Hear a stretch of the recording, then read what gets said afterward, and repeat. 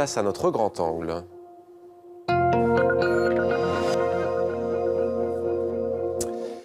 Le Canada, c'est donc fait. La Suisse, c'est pour dans 4 semaines, un peu plus d'un mois très exactement. On connaîtra alors la composition du nouveau Conseil fédéral suisse, c'est-à-dire le gouvernement helvétique.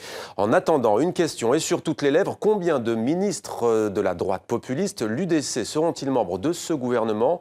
On en parle ce soir avec Martine Brunswick-Graf. Merci d'être avec nous dans 64 minutes sur TV5 Monde, en direct de Genève en Suisse. Vous êtes conseillère nationale helvétique et présidente de la Commission fédérale contre le racisme. Alors, l'UDC, parti de la droite populiste, je le disais, a largement remporté les récentes élections fédérales et du coup, il fait tout pour obtenir 2 postes au Conseil fédéral, c'est-à-dire au gouvernement suisse. De quel œil voyez-vous ces grandes manœuvres politiques ? Alors, je ne suis plus conseillère nationale, mais j'ai toujours un regard très attentif. Je dirais que dans le cas particulier, ça n'est pas que l'UDC qui pense qu'il faut 2 UDC au Conseil fédéral. Il faut juste rappeler ici qu'on est un gouvernement de consensus et de concordance, que le gouvernement est nommé par le Parlement et que le principe, c'est que les 3 plus grands partis aient 2 sièges et que le 4e plus petit parti en ait 1. Donc, ce principe-là, si vous voulez, fait que normalement, l'UDC devrait avoir 2 sièges. Alors, sur notre antenne... À partir de là... Oui, sur notre antenne, au lendemain des élections, Oscar Fressinger, lui membre de l'UDC, disait que ce poste de conseiller fédéral leur revenait de droit, vu l'étendue de leur victoire. Il s'attend et il revendique 2 postes de ministre. Est-ce qu'il n'a pas raison ? Mais je crois que personne aujourd'hui, mis à part quelques-uns à gauche, conteste le fait que l'UDC puisse avoir 2 sièges.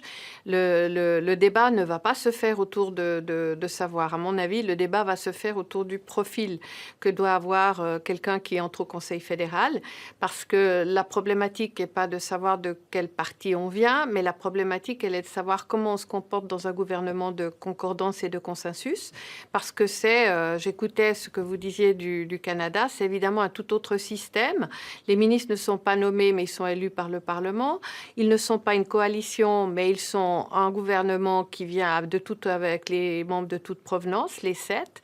Et en plus de cela, ils sont censés mener une politique qu'ils défendent ensemble à 7, sauf exception. Et donc, ça implique, si on veut, une collégialité. Et je pense que le point principal du débat aura lieu là autour. Alors, nos confrères du journal suisse francophone Le Temps parlent d'ores et déjà d'un conseil fédéral, je cite, qui ressemble de moins en moins à la Suisse, urbaine et multiculturelle. Est-ce votre point de vue ? Je ne crois pas que le Conseil fédéral puisse ou pas ressembler à la Suisse multiculturelle, dans la mesure où, en définitive, ce sont quand même des Suisses de différentes provenances qui peuvent siéger au Conseil fédéral. Et puis, il faut rappeler ici qu'on a des obligations quand on est dans un gouvernement. Moi, j'étais membre d'un gouvernement cantonal, et donc au Conseil fédéral, c'est pareil. On doit tenir compte, dans le système que nous connaissons, de toute la diversité. Et du moment qu'on a en plus l'instrument du référendum et de l'initiative populaire, ça oblige à tenir compte des composantes. Alors, la représentativité des uns et des autres, on verra la personne qui sera choisie. Mais je dirais que pour moi, c'est pas le vrai problème de l'histoire. Le problème, c'est d'avoir des gens qui peuvent travailler ensemble et qui ont surtout une vision politique. Parce que ne pas avoir de vision politique, c'est peut-être le défaut le plus important d'un gouvernement si c'est la situation dans laquelle il serait. Ce que je n'espère pas. Alors justement, les dossiers qui attendent ce prochain gouvernement sont nombreux, à commencer par celui des relations avec l'Europe. Et à ce sujet, le conseiller d'État genevois Antonio Hodgers estime que l'UDC devrait quitter le gouvernement car ce parti ne respecte pas, selon lui, les institutions suisses. Et selon l'écologiste, il serait contradictoire même que le nouveau Parlement élu, qui est majoritairement non UDC, renforce le camp europhobe. Ce sont ses propres mots. Est-ce qu'il a raison ? Non, je ne partage pas cette opinion.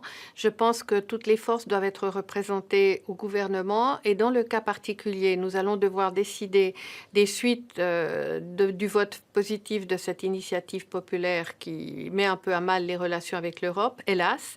Mais il vaut mieux que l'UDC soit représenté au gouvernement, que le débat se fasse parce que les solutions qui devront être trouvées à partir de là doivent être des solutions qui auront été débattues au préalable. Et vous vous ne pouvez pas viser un gouvernement dans lequel le débat ne se fait pas. C'est très mauvais parce que les surprises viennent ensuite. Et en définitive, si vous avez des votes populaires en Suisse, vous êtes censé les respecter. Donc si vous mettez le peuple à dos simplement parce que vous n'avez pas de débat interne dans un gouvernement, c'est une très mauvaise solution.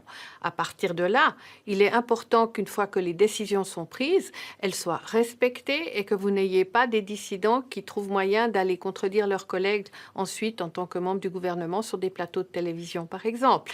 Et ça, c'est quelque chose qui est très important dans le choix de la personne qui viendra au gouvernement.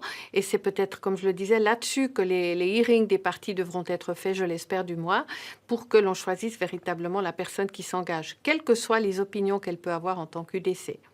Alors Martine Brunswick-Graff, vous êtes présidente de la Commission fédérale contre le racisme. L'UDC, le parti dont on parle, a fait campagne en surfant, en jouant beaucoup sur les peurs des Suisses.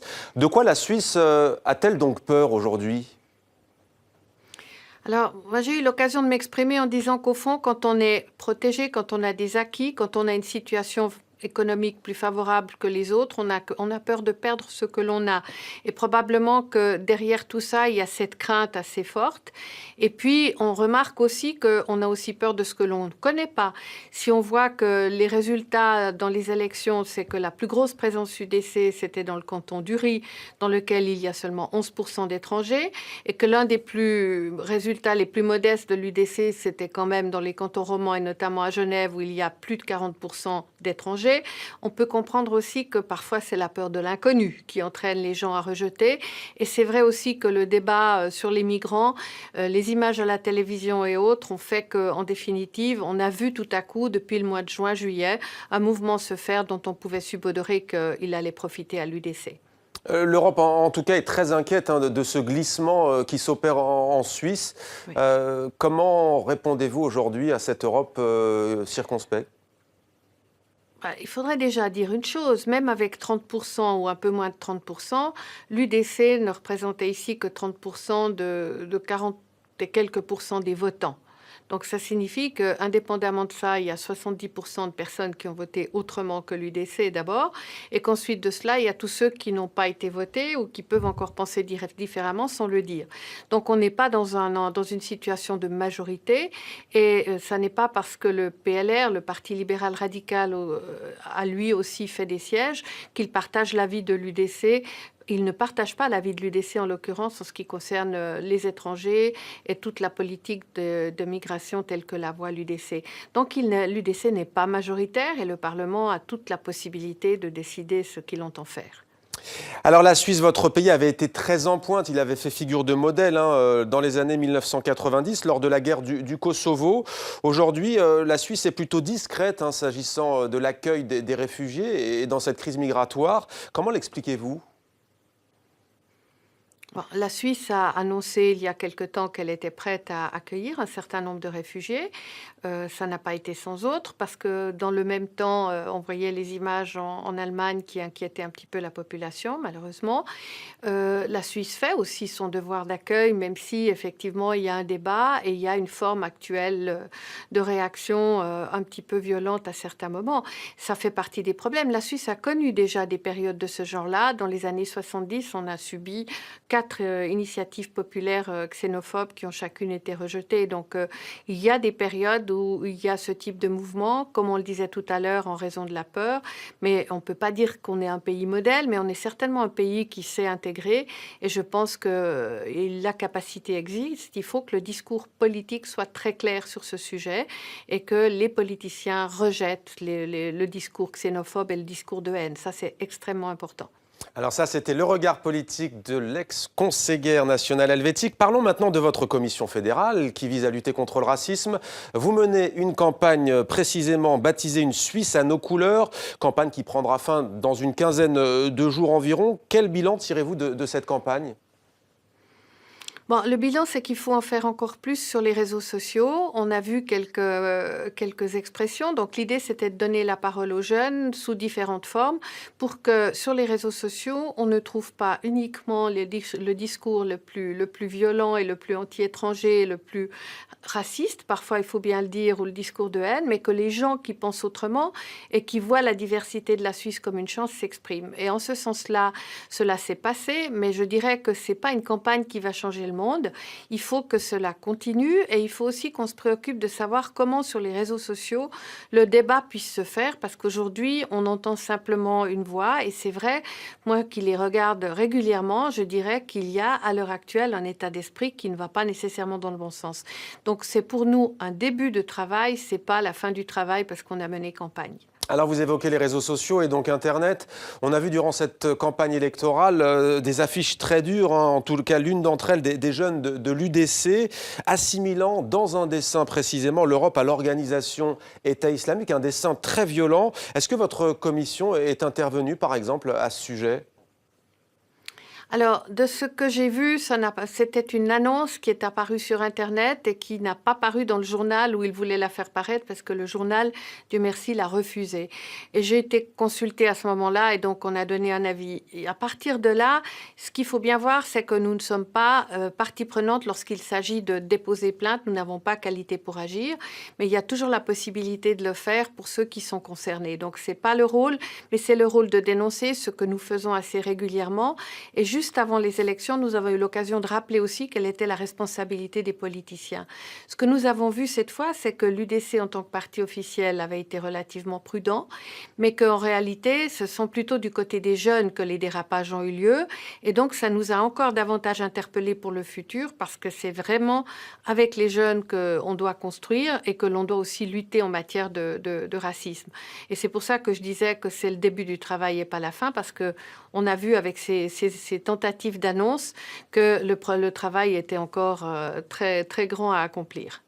Merci beaucoup Martine Brunswick, grave d'avoir répondu à nos questions. Je rappelle que vous êtes donc ancienne conseillère fédérale suisse et que vous avez, ancienne conseillère nationale décidément, pardon, et que vous êtes donc la présidente en exercice de la Commission fédérale contre le racisme. C'est honorable. Merci à vous en tous les cas d'avoir répondu à nos questions.